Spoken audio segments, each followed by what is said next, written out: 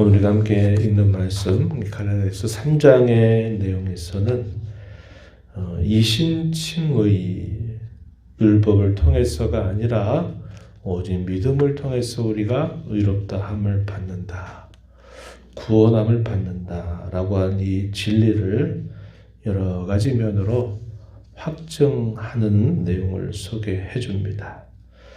우리가 어제 살펴봤던 2장 후반부에 베드로 사도의 위선적인 행동에 대하여 바울 사도가 심히 책망을 하면서 그 책망하게 되는 그 근거가 무엇인가? 그가 복음의 진리를 알기는 했지만 그 진리 안에서 행하지 아니했다 하는 것이 큰 책망의 이유였다는 것을 말해주면서 우리가 구원을 받는 그것은 결코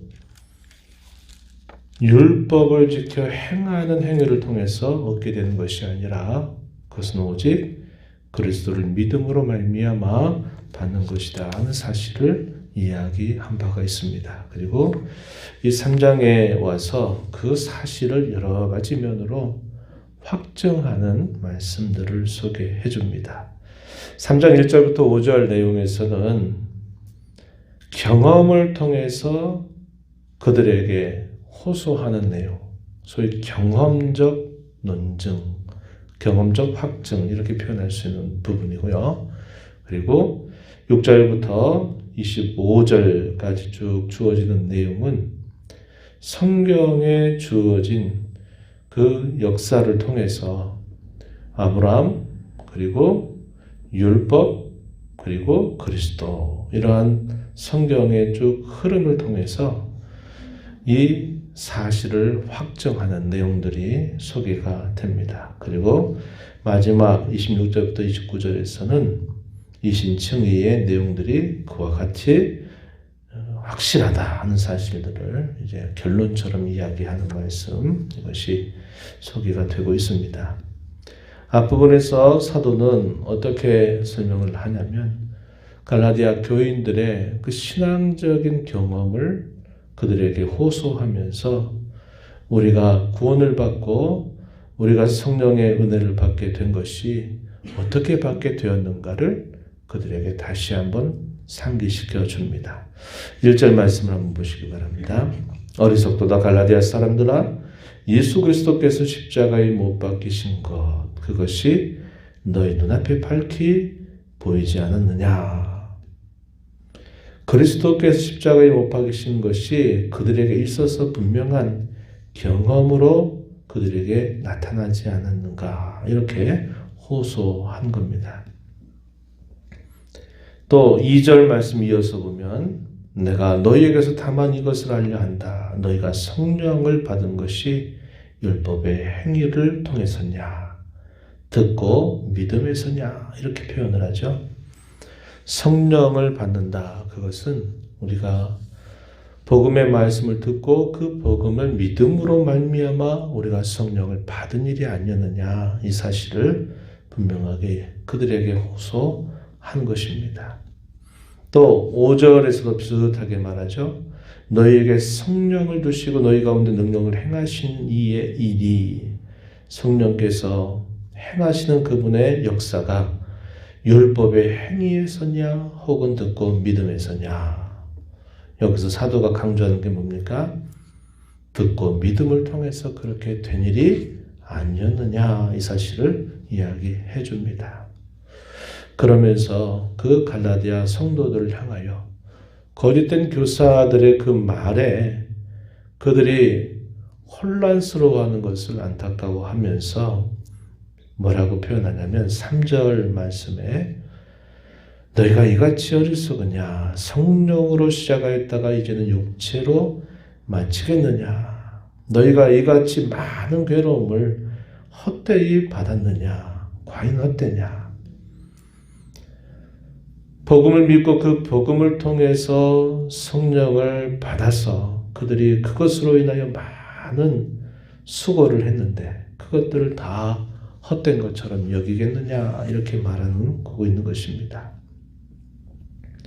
성령으로 시작했다가 육체로 마치는 일, 이것이 결국 당시에 거짓된 교사들이 교회 안에 들어와서 다른 복음을 전하고 있는 내용의 결론이다. 이 사실을 이야기하는 겁니다. 믿음으로 잘 시작했다가 결국 육체로 마무리하겠느냐. 결국 그렇게 될 수 없지 않느냐.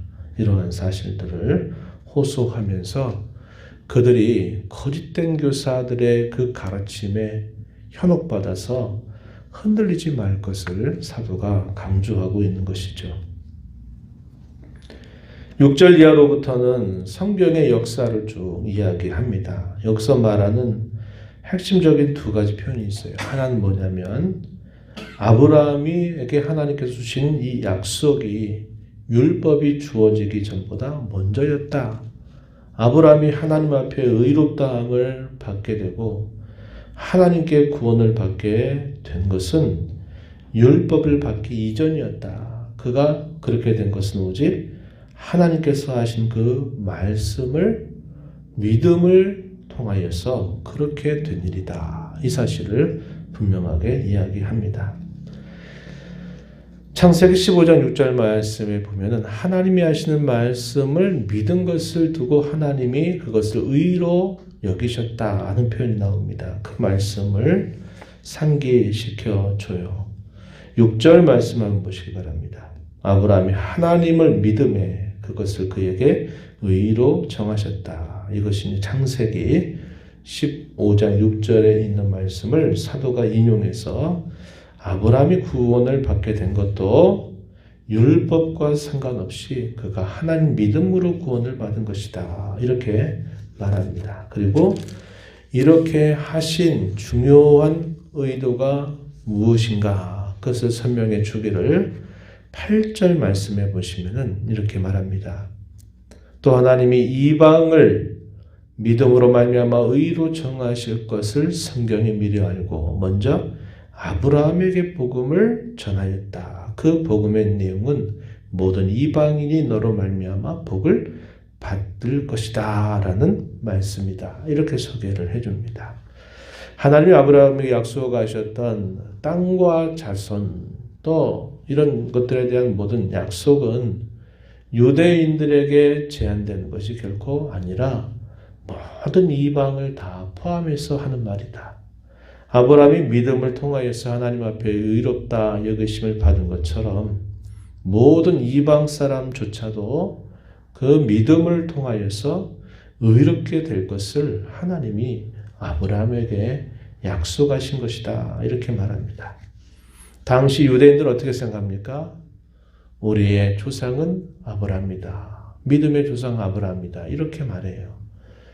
혈통적으로 혈연적으로 우리는 아브라함의 자손이다. 이렇게 여기는 겁니다. 그러나 예수님의 가르침이나 사도들의 동일한 가르침은 뭡니까?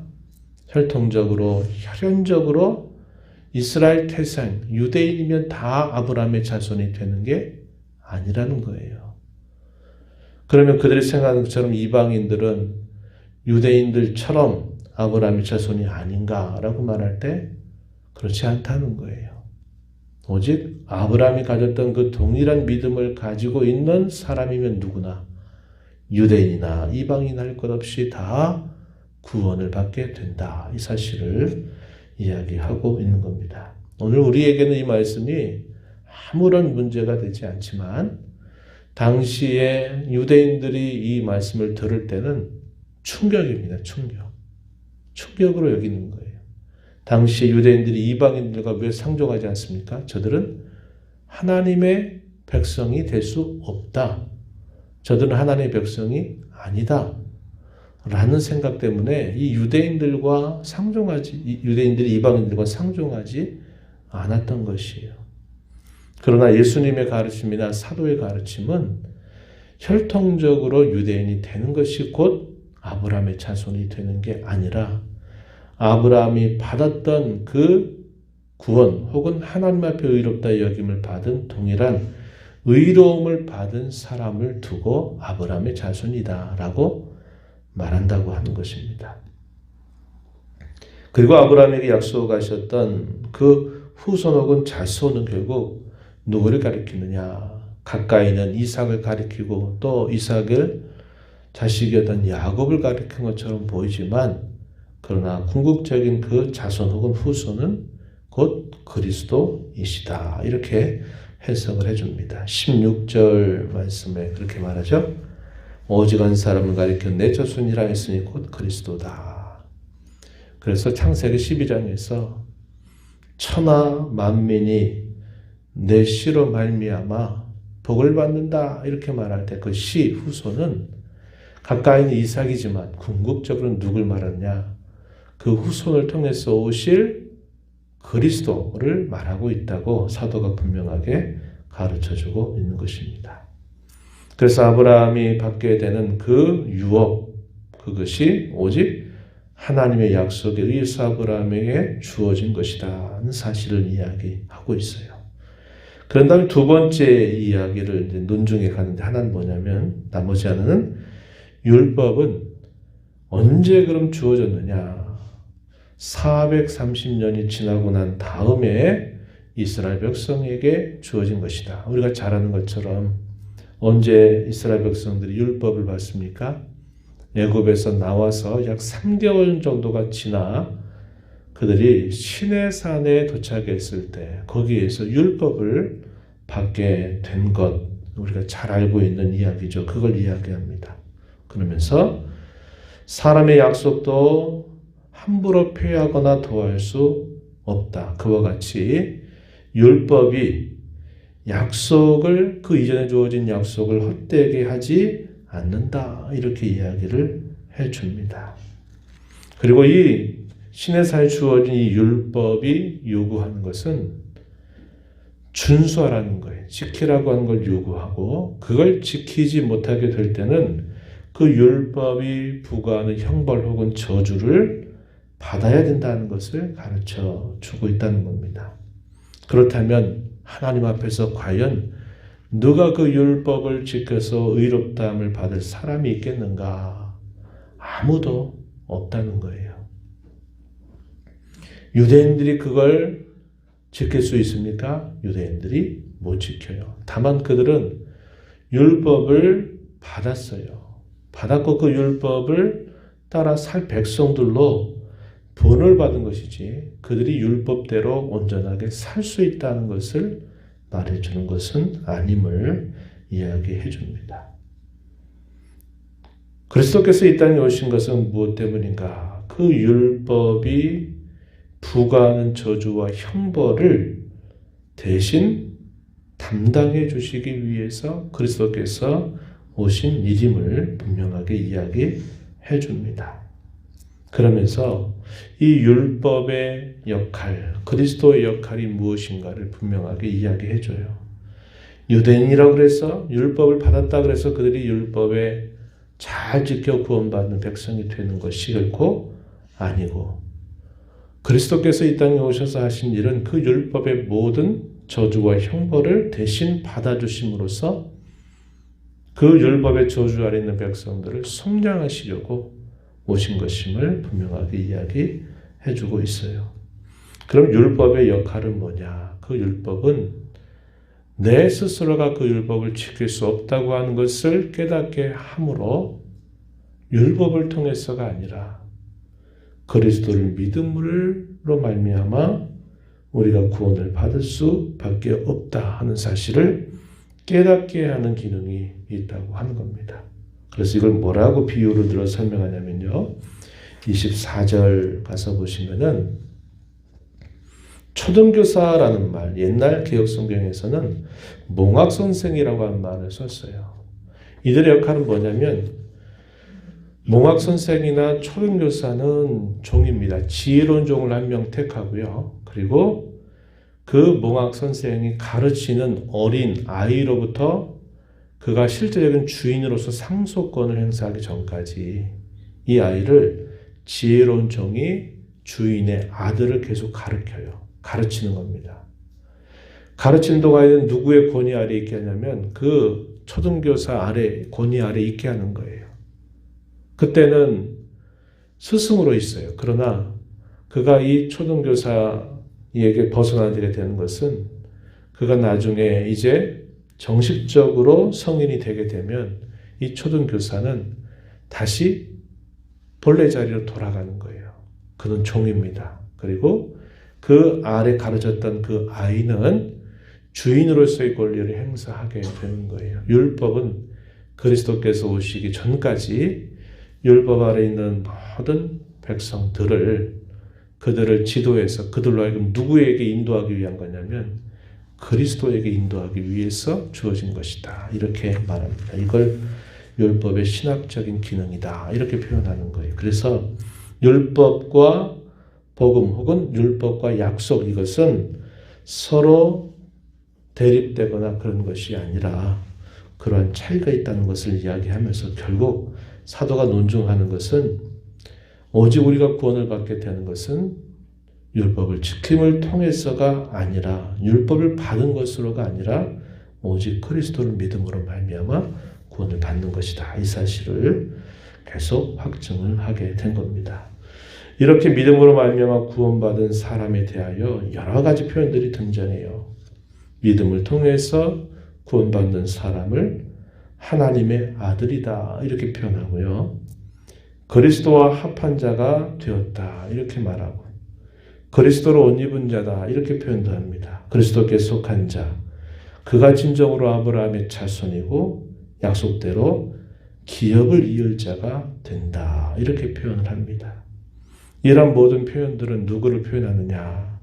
그리스도를 믿음으로 말미암아 구원받은 모든 사람들, 오늘 저와 여러분을 향하여서도 이렇게 표현하고 있는 부분입니다.